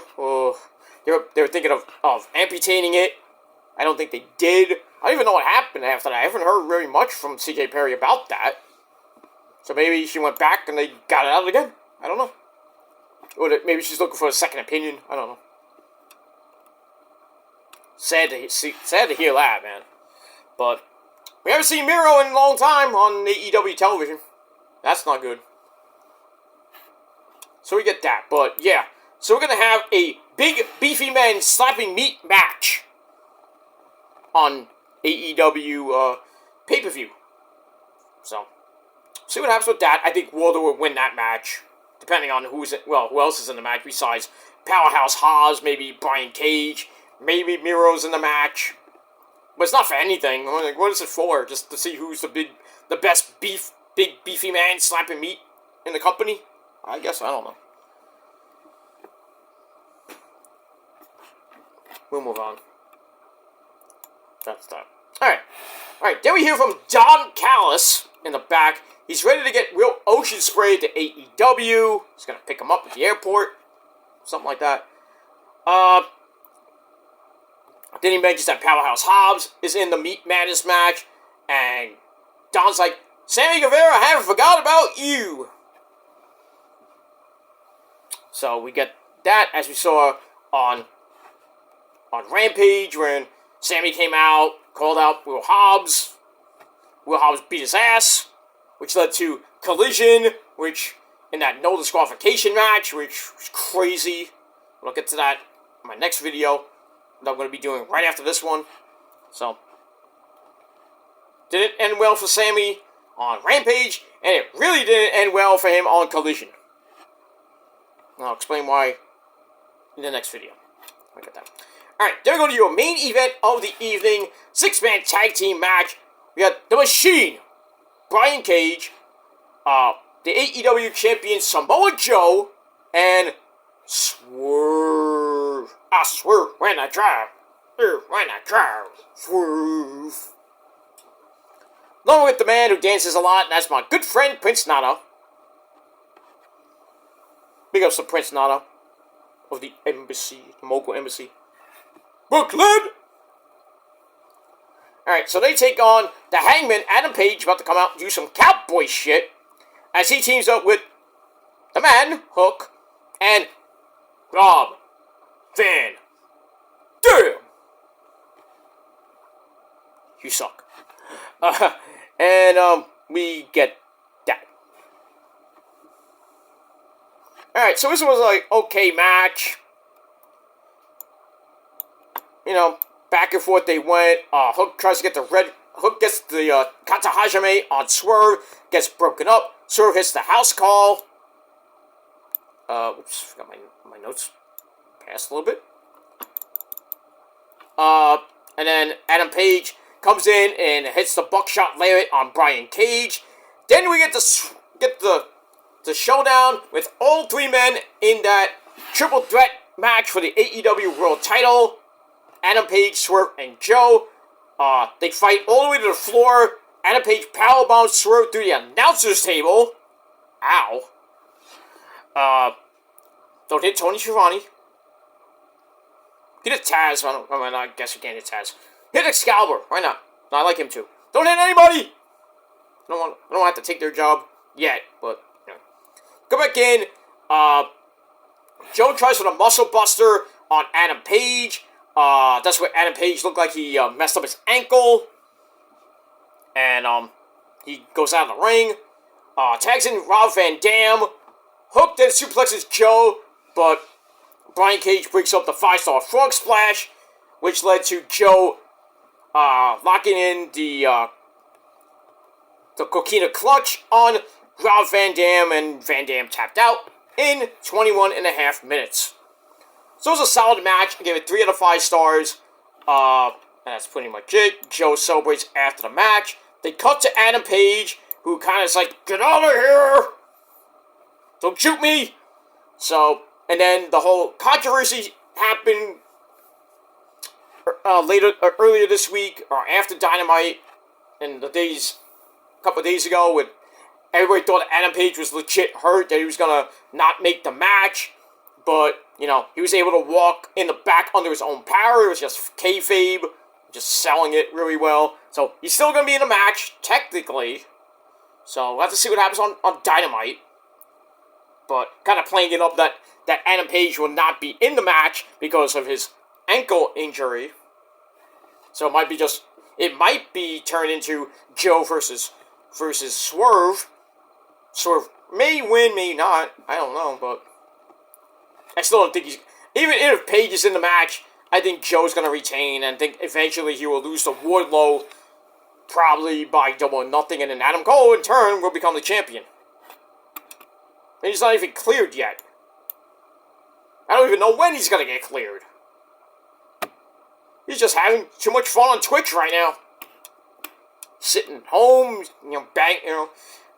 sitting home, laying down, having Britt Baker on top of him, and living the life. I wish I was him. Chugs. I wish it was you, man. But my ankle's not broken in 3 places. My back is fucked up. Still. Gotta go for my MRI. I was supposed to go like a week or 2 ago, but got canceled because of the stupid fucking MRI place. It's like, oh, can you come in 2 weeks? I'm like, fine. I gotta get it done! So, getting it done this week, and find out the results the week after. But yeah, it still hurts. I'm still in a lot of pain. I'm waking up really bad back pain. And no, it's not because, me and the missus go rounds. Not because of that. Just getting old. Bad choices probably in drinking and eating. I don't know what it is from. I really don't know. It's just weakness, I guess. Weak muscles. And I exercise. I don't exercise every freaking day. But I go for my morning walk. I come back. I'm tired as fuck. And I go to work. On the weekends, I go for a longer walk. I go for like an hour walk, so I'm good. Usually in the morning, I go for like a 15-minute walk. And I come back. 15 to 30 minutes.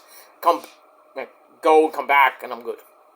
I still hurt. I'm like in pain. Even when I wake up to go for my walk, I'm in pain. But I try to get out and kind of, work the kinks out of my back and my leg. But, go for a nice little walk in the park and I'm fine. I come back. I go, take my my jacket off or my shirt off. And then go do my job. I do my job, I do some editing, and do what I gotta do. Make the money you wish you had. I don't care if it's a stay-at-home job, it's still a job. You can sit at home on your fucking ass and do a stay-at-home job, and you say that's not a job. It's still a job. You're making money with a amount of money you make an hour. 15, 18, 20, 26, 30. Doesn't matter, it's still a job. You're getting paid, you're paying the bills. That's what I do. I had some secondary jobs as well. I worked in retail for 3.5 years on the side. But actually, that was actually my main job back then. And then I had my music job on my second job. But then, fucking hate retail as it is. And I said, fuck retail. Left that. And now, I'm actually at my main job now. Well, I'm at home now, because of the pandemic, obviously. But now, I'm going into the office every so often, not all the time, but in the studio. Not the office, I should say, the studio. To do some editing, sound engineering shit. Audio engineering, not sound, I should say audio. It's just basically the same thing. Not mixing per se, but just stuff I do in the studio. Tune the guitars up a little bit. Not the bass guitar, obviously, but the guitar. Make sure they're in working condition. The amps and everything. Once in a while I'll play with the bands. Shoot the shit. Have fun. But mostly I'm in there doing some audio work, editing up a little bit. Playing gigs, not for the album, obviously. I do some studio work for the band to record a little bits and pieces, but not Some of them did get used on some of their EPs, but not But and also I do photography too, so. But then some of the stuff, top notch shit, man.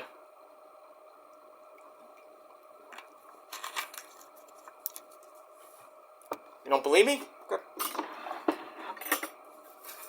don't believe me? I know this is not the original, obviously, but it's printed out. This is the one I took from Ozzy at Ozfest. Oh yeah, here's another. This one I did not take, but this is. See, I don't meet great people. I met Ozzy. It's a Make-A-Wish kid. No. No.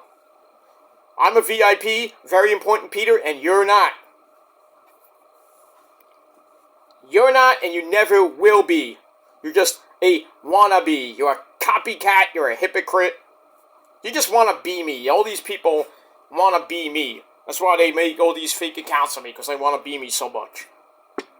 They make fake accounts of my woman and everything. And do the things they wish they could do on here.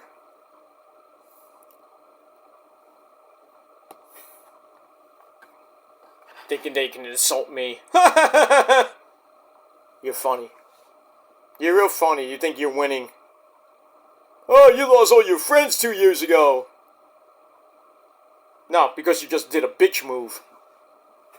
Because you can't do anything one-on-one. You have to bring my friends and family into it just to shut me up, and I'm not gonna shut up. Because I don't have nothing to say. You think you're better than me? You're not. You never will be. I'm gonna come kick your ass. You ain't gonna do shit. Well, what's that gonna prove? You wanna ruin your life so bad? That's on you. You wanna go to jail so bad? That's on you. You wanna possibly get put in the hospital or worse? That's on you. Just think you're a tough guy behind the keyboard, but in real life, you're probably a bitch. I'm not. I never said I was tough, but if I have to defend myself, I will. But I don't need to, because, you know, these jerk-offs online are basically jerks. And most of them are pussies. Their threats are meaningless to me. I've been threatened a lot by different people back in the day, and what happens? One guy thought it was tough, and what happened? The Badejo went bye-bye. I sent him on his merry way. You know, then, you know, even, you know, I hate bringing him up, and this is reference, Will Bringer Rain, he threatened me a couple of times, but I knew better. He thought he was going to come down and beat me up at a Ring of Honor show. Never did. Threatened me a couple of times to come down to New York. Never did. I didn't even take it seriously. And then people are like, oh, you took 6 months off because of Will's threat. I'm like, no. I didn't do that in 2017. I didn't take 6 months off because of a threat from Will. No. I just took some time off because I wanted to get away from the fucking drama bullshit. It wasn't because of Will. I just needed a break. Because I was going strong for basically 8 years. Well, close to 8 years. And I only took a month, like the longest break I took was a month. That was way back in like 2010, I think. 2010, 2011. And I came back and people just welcomed me with open arms. Oh, he's back! He's great! Even when Superstorm Sandy hit, and I was out for basically a couple weeks. So I had no internet, I had no power. I came back, people were like, oh, he's back! Great! The man is back! You know? Oh, arms wide open, like Creed. You know? He welcomed me with open arms in 2012, after Sandy hit. And then, you know, even when I had Casa del Joseph renovated, I was still doing videos, but not obviously from here. I was in my temporary house. I never took time off. I could have took about a month off. Because I didn't really leave here until the beginning of December. and then I came back fully in January of 2016 to here. But I was still on YouTube. I was still doing videos, but from a different location, of course. But that 6-month break from basically June, the end of middle to end of June 2017, all the way up until the beginning of January 2018, that wasn't because of a person like Will or anybody else. I just wanted a break. I could have came back in September, but I just like, you know what? I'm just going to take a long break, refuel, recharge, and I came back. First couple days in January, what happens? Again, arms wide open, people loved me coming back. So, and even when I went on my breaks, my vacation, I took a couple-week vacation. I was off for like a week, 2 weeks. You know, I was still commenting here and there, but when I came back to doing videos again, people were like, hey, Pete's back! Yay!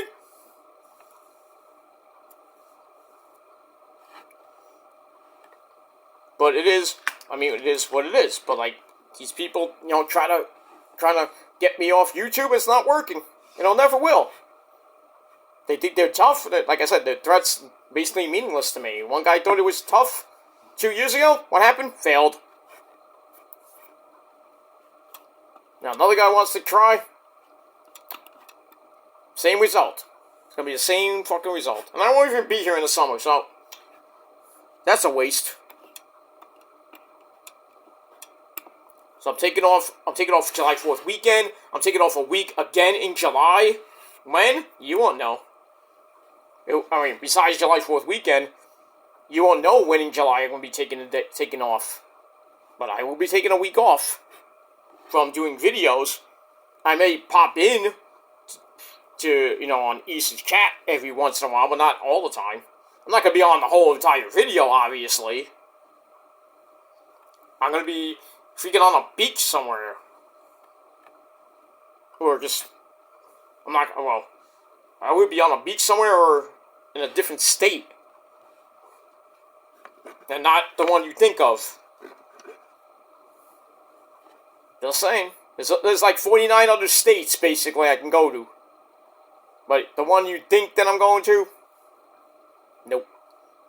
Not this year. Next year, maybe. But this year, going to a different state. And it's not Florida. Just saying. But, yeah. Taking a week off in July. Taking off July 4th weekend. So, no SmackDown, Rampage, and Collision reviews that weekend. Even if anything big came out, I would just maybe put up a community post about it. Or maybe put up something on Twitter. But most of that weekend, I'm probably just going to take off. I'm not doing anything. And plus, I'm probably going to be going to, like, parties and stuff that weekend anyway. So, I'd rather, partay and then rather talk about wrestling later. But, whatever. And then I got my vacation coming up in July. Then I'm taking a weekend off in August. Before SummerSlam. Taking about 4 days off.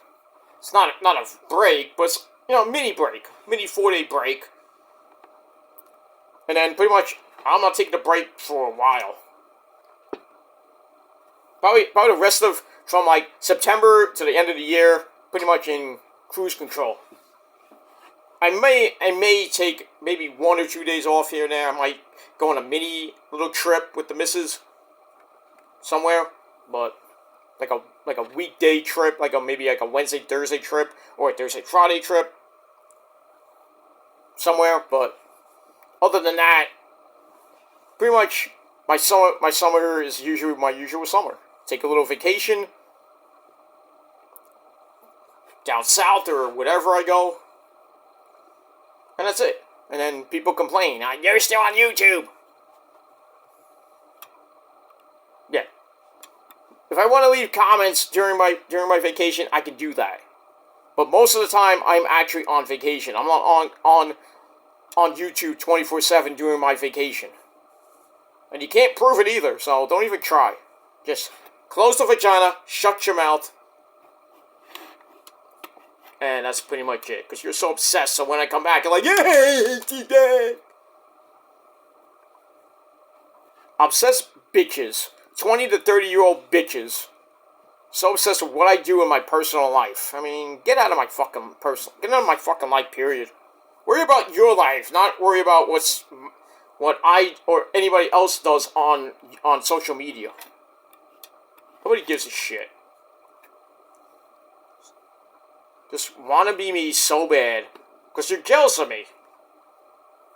Jealous of my popularity. Not so much popularity here on YouTube, but I don't care. You're just jealous because, I meet great bands and great people, and I'm just at the right place at the right time. I'm not a Make-A-Wish kid. I don't get clothes from Goodwill. I mean, this shirt's not even from Goodwill. The pants are not even from Goodwill. So, you want to think that, well, that's in your deluded fucking mind. Lay off the meth, maybe off the weed. I mean, you don't know me from a hole in the wall. All you know is my YouTube life. Which isn't the greatest, I've made a lot of mistakes here and there. But, some bad choices here and there, as another guy would say. But in no way I'm a bad guy. People think I am. They're like, oh, they still want to call me the P word, which is pretty much debunked. I mean, we're going to go on 12 years now. People still call me that. Call me cat diddler for the last 2 years. I mean, that's been debunked too. Even though that was a bad thing I said 2 years ago, which, I really don't care about that. But at least I don't abuse my animals. Oh, but you said you raped your cat. Like, I don't do that shit. That's nasty.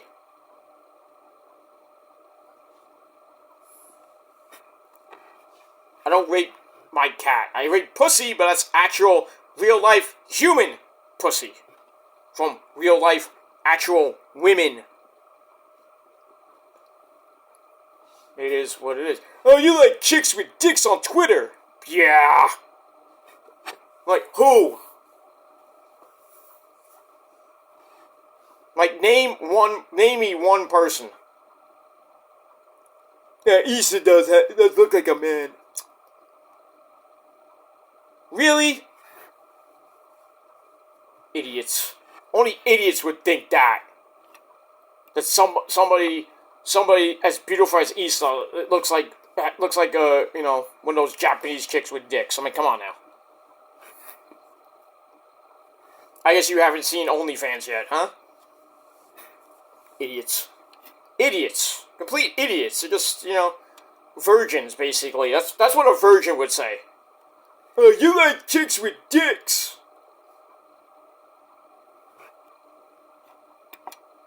No. If I actually did, that first of all, that's nasty. That's nasty. And two, then that would kind of make me a hypocrite because I'm with an actual real-life woman as my wife. You can say all you want about her, I don't give a shit. Call her Shrek, call her Grandma, I mean, I don't think me, I care? Think she cares? No. It's just retarded. And probably your girl looks 10 times worse. Oh, she's hot, she's a model. Big fucking whoop. Big fucking whoop. Why don't you show her? Oh, that's right. You don't want to because you're a pussy. I don't have to show Rosa either, but, she has been on video many times back in the day.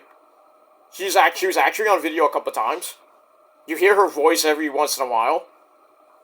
Not now, obviously, because she's got better things to do, and we keep that private stuff, but, she'll belt out once in a while, but not recently, because, we got better things to do. And she don't care. But I don't care either. But to say that, it's like, oh, where's Rosa? Where's Rosa? Where's Rosa? Nobody gives a shit. Don't worry about it, right? Dwai. D-W-A-I. Don't worry about it. Worry about yourself, okay? Don't worry about me and worry about my woman or my family or whatever. Worry about your fucking self and your family. And how bad your life is. Worry about somebody else's family and their life and shit. That's stupid. But I digress on that. But don't worry about me and don't worry about whatever. We're okay. But some of you people have serious obsession problems and you need to seek help. I don't even think they can help you. Like I always say, that these people that are so obsessed with me, they're Peter Gilmore wannabes. Or now Peter Joseph wannabes. Oh, I have a girl that's 10 times hotter than yours. Big whoop. Do you think I care? I get more sex than you. That's probably a lie. That's a definite lie. I have a great job that's better than yours and I make more money than you. Do I care? No. I don't care. I don't care what job you have. Do I care? No. Do I care how much money you make? No. If you make more money than me? No. I don't care. I don't give a shit. You spend more time on YouTube than you spend time working. Or being with your significant other. I take time out to be with the missus, like today. My weekends I spend with the missus. I work till whatever time I work, and then I spend some time with the missus.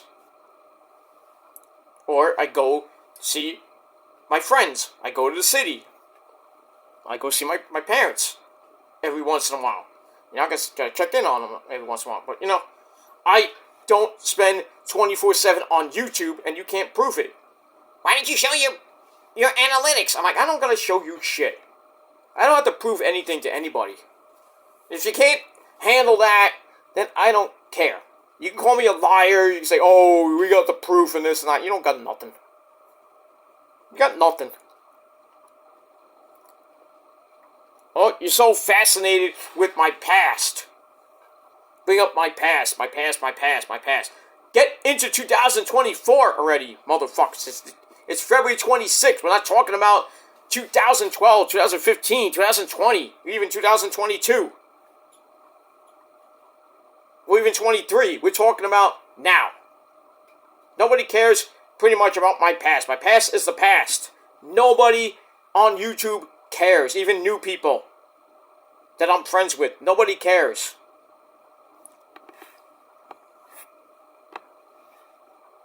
Nobody cares. Trying to end my friendships with them now.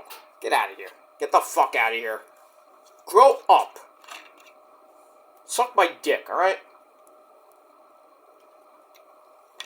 Now, I don't mean literally saying that. I mean, just get a fucking life and go fuck yourself. Because you'll never be me and never have my life and the success I've had. On and off offline.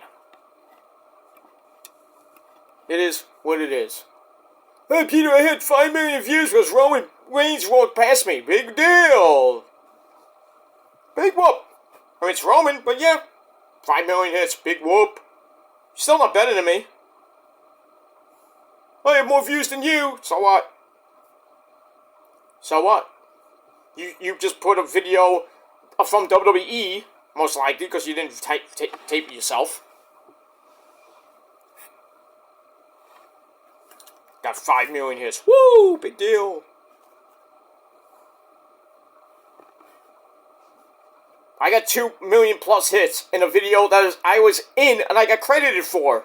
Did you get credit for that video of Roman being, coming down the aisle next to you? No. WWE didn't credit you. They could have credited all those people in the arena. Did they? No.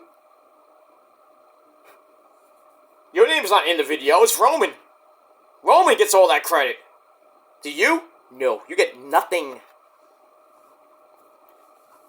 You can say, oh yeah, you're in the video for WWE, you got 5 million hits. But did you get credited? Nope. I actually got credited for being in the video. I know it's on In This Moment's page, I know it's on SiriusXM's page, but I also got credited from SiriusXM Radio and In This Moment.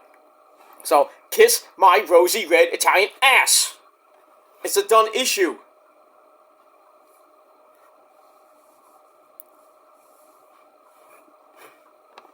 It doesn't matter. I got credited for it. It's not even you! Oh, right. Oh, so, yeah, you might have a smidge point. It's like, oh, it could have been anybody. Yeah, that's right. It could have been anybody besides me. But I was there that night. They picked me, not because it was Make-A-Wish night or anything like that. It's just because I knew the band so well.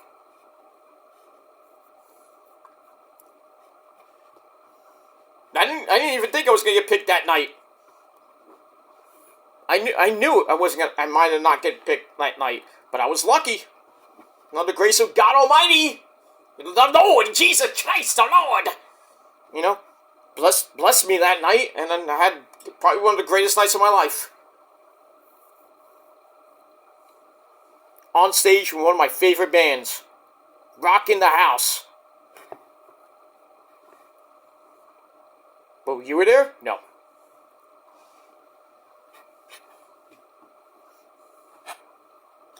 And not only that, you think that you just got picked because you're a Make-A-Wish kid. No, if you go on my Peter Joseph channel, I have the video of me getting picked. That was taken by Rosa. So fuck you. Oh yeah, but I only got 200 some odd hits. Some big deal. Big deal. Oh, if you would have put up if you would have put that on your channel, you would have got 200 some odd hits. I'm like, probably not. Doesn't really matter. But I'm in the video. You're not. I got picked. You didn't. It was actually me. Because if you go back on that video, I put it up on my community tab. You see me going up on stage. That's me going up on stage. It's not some other schmuck with a humongous jacket on. The video, you see the video, you clearly see me. I wish Rosa would have zoomed in a little bit, but you see me. You hear my voice. A little bit. It's a little. I say it, but then Maria Brink, the great Maria Brink, said, say it again. Because maybe she couldn't hear, maybe the audience couldn't hear. So I said my name louder, and she goes, "Hello, Peter." Yeah. Oh, it could have been some other Peter. No, it was me. You see my face in the video. Not the official live video. But going on stage video, which I put in my community tab, is on my page. You see my gorgeous, sexy face. You see this? Here's another thing. Where is it? Here it is. People still think it's not me. Aha! Exhibit A. I'll put it on for you too.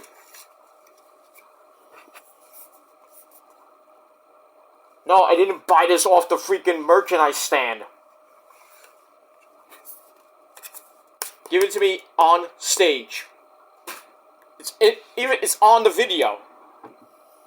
It's on the intro video before the song played. They put the thing on me. They led me to the freaking cage. You see me. And it's like, hey. Even before they say, "Want to see you moving up there, Peter?" And they cut to me in the cage on that video on my Peter Joseph channel. So, just more yapping, flapping flappers. That's all you are. Seal. So, you think I'm not popular? You are sorely wrong. Wrong. You're wrong, bitches. Wrong. And even in that live video, they cut to me for a good 10, even if it's 10 seconds, good 10 seconds for me. And they show me near the end, too. For more than 10 seconds, like 35 seconds I counted. Near the end of the video. You see me in the cage bopping, banging, kicking ass. So, you say I'm not popular, say I have no life, I have no friends. That's funny. You make me laugh. Haha, it is to laugh.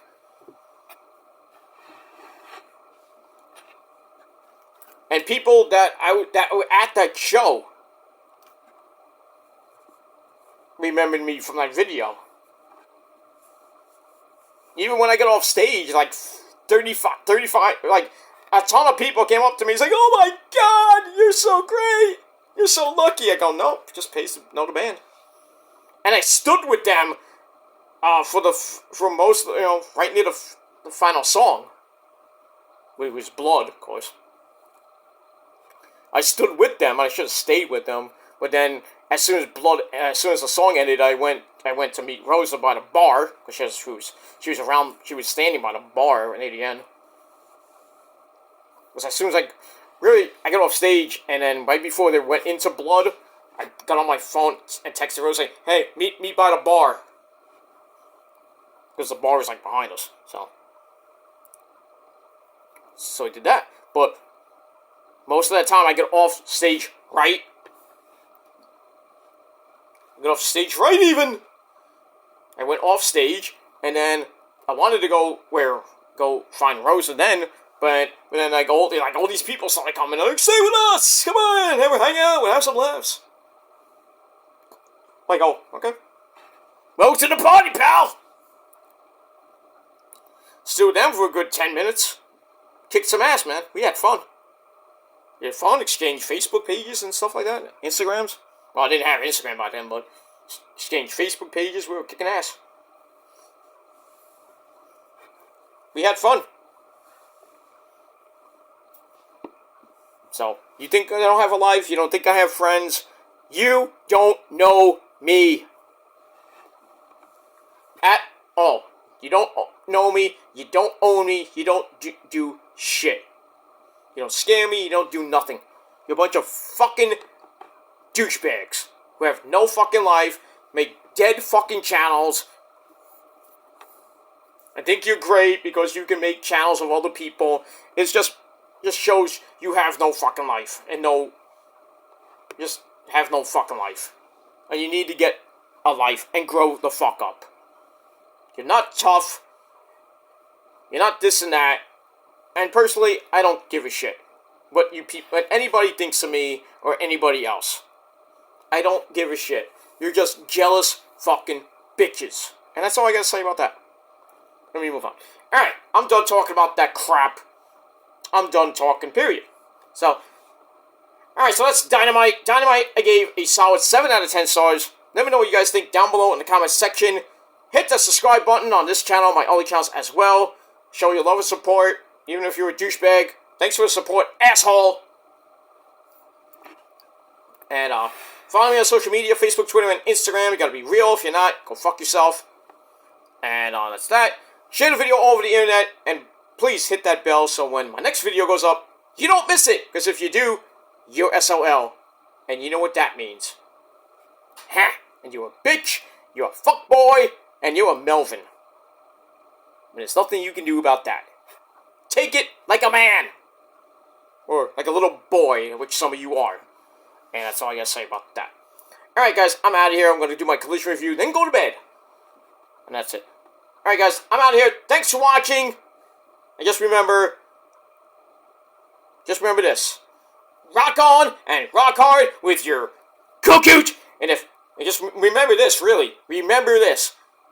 If you're not down with that, and everything I just said in that whole spiel near the end of this video, you don't have to love it. You don't have to like it.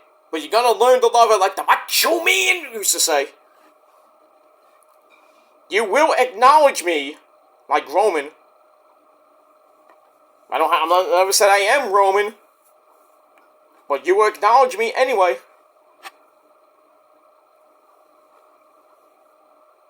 But if you're not down with all that, well, that's just too goddamn bad, motherfucker. You know why? Because I am like MJF. I'm better than you, and you know it. I'm better than you, and you know it. And I got 3 of the greatest words in the history of life itself. And you will remember it until the day you die, go to hell, pretty much, because some of you won't go to heaven.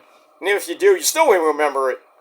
And then when you get reincarnated and you come back in a second life, you're still going to remember it. And those 3 words are this, my friends. Fuck you, man. That's it. Learn to love it. Those are the greatest 3 words in the history of life itself. Fuck you, man. That's it. Thanks for watching, and until next time. Peace.